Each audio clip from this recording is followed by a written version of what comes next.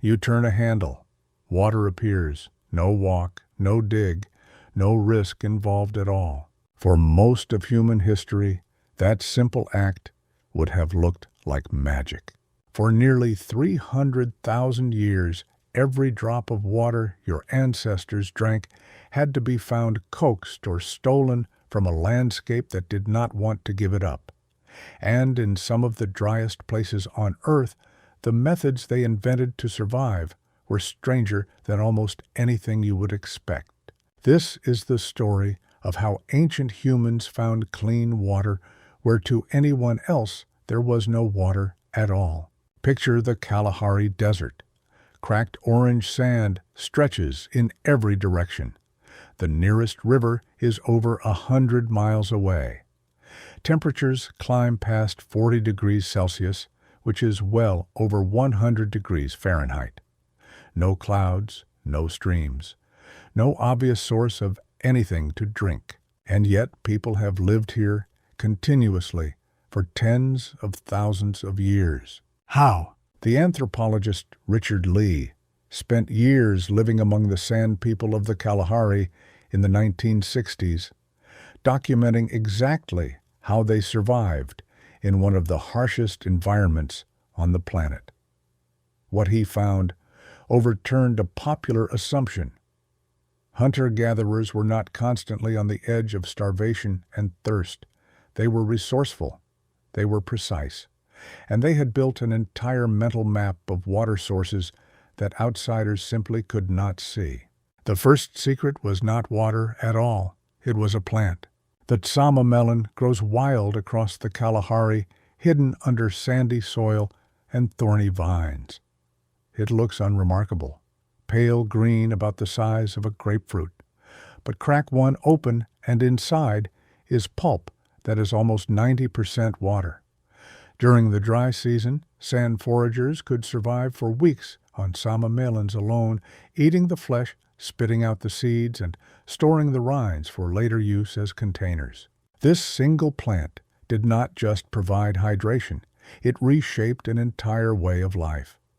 Families could travel further from permanent waterholes because the desert itself was quietly hiding emergency reserves if you knew exactly where to dig. But melons were not always available. And that is where the second method comes in, one that still sounds almost unbelievable today. In certain stretches of the Kalahari, there is no visible water on the surface, but there is moisture buried just beneath the sand. The sand learned to find these damp pockets by reading subtle clues in the vegetation above.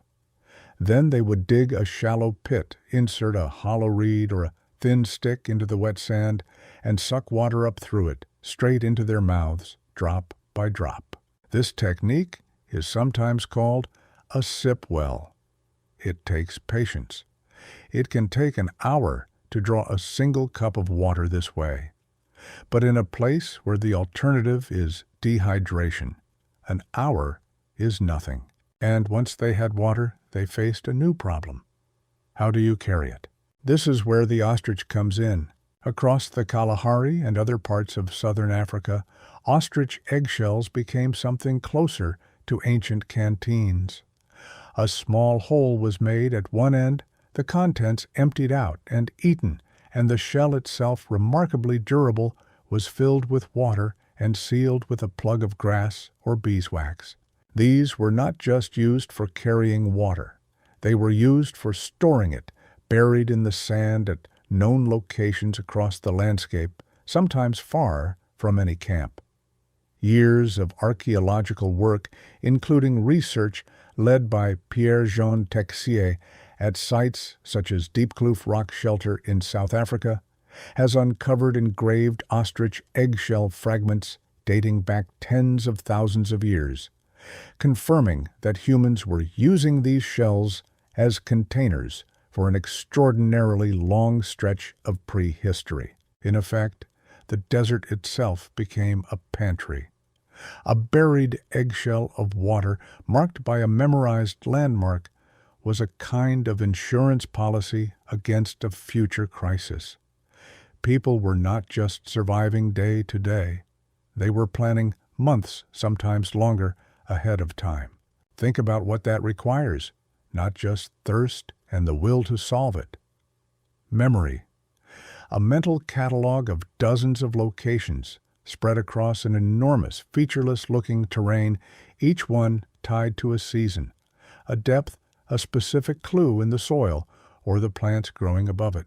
Lose that memory, and the water is effectively gone, even though it is sitting right there under the sand. This is part of why anthropologists like Polly Wiesner, who has spent decades studying sand social networks, have emphasized something easy to overlook. Survival in the Kalahari was never just an individual skill.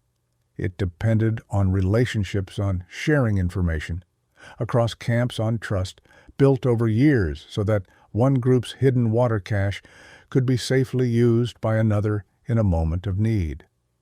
The desert rewarded cooperation as much as cleverness.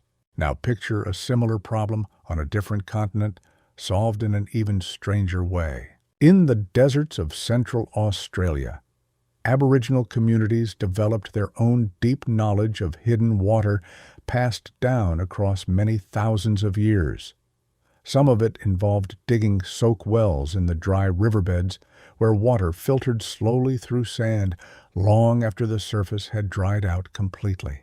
But one method documented by anthropologists, including work associated with researcher Donald Thompson in the mid-20th century, stands out as one of the strangest survival techniques in human history. Certain frog species, including the desert-dwelling water-holding frog, survive long droughts by burrowing deep underground and filling their bodies with stored fluid, sealing themselves inside a kind of mucus cocoon that can keep them alive for months, sometimes years underground.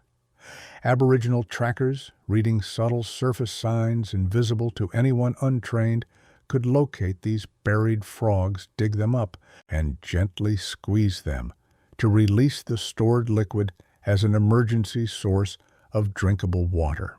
Let that sit for a moment.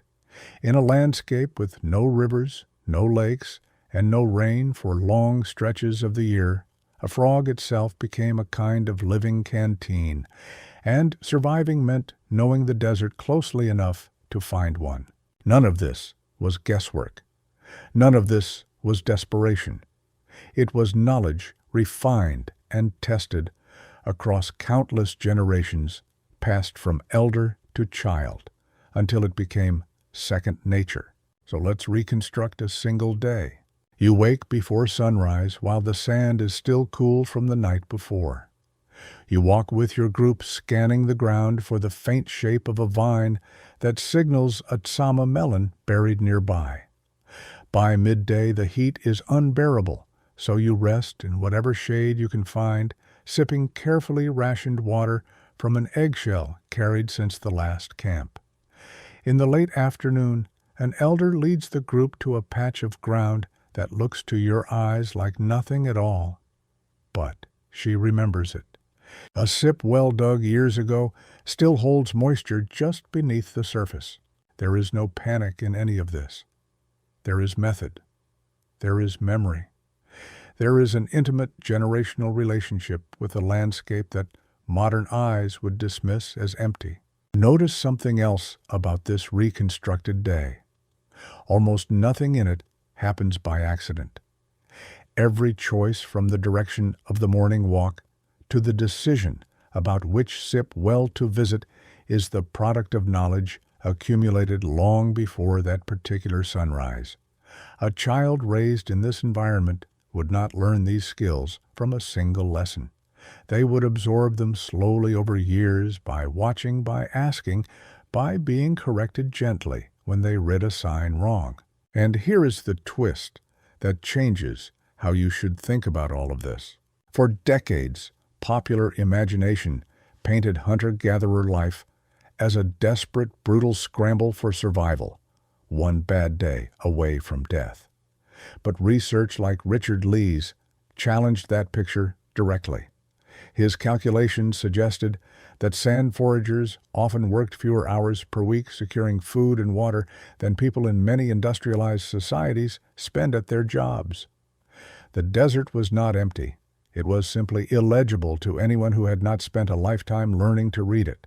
The real danger was never the environment itself. The real danger was forgetting the knowledge required to survive in it. Which brings us to you right now, holding a phone or sitting near a faucet you have probably never thought twice about. You will likely never need to suck water from damp sand through a hollow reed. You will probably never need to dig up a frog to survive the week. But the instinct your ancestors relied on the instinct to study your environment closely enough that it reveals its hidden resources has not disappeared. It is simply pointed at different problems now. Reading a market instead of reading sand. Tracking a deadline instead of tracking a water source. The skill that kept the Kalahari and the Australian desert survivable for tens of thousands of years was never really about water. It was about attention. About refusing to see a landscape as empty just because it looked that way at first glance. You turn a handle, water appears. It feels ordinary. It feels guaranteed. But it is the end result of an unbroken chain of human attention stretching back further than agriculture, further than cities, further than almost anything you would call civilization, all the way to a person crouched in the sand reed, in hand, drawing water out of a desert that had no business giving any up at all.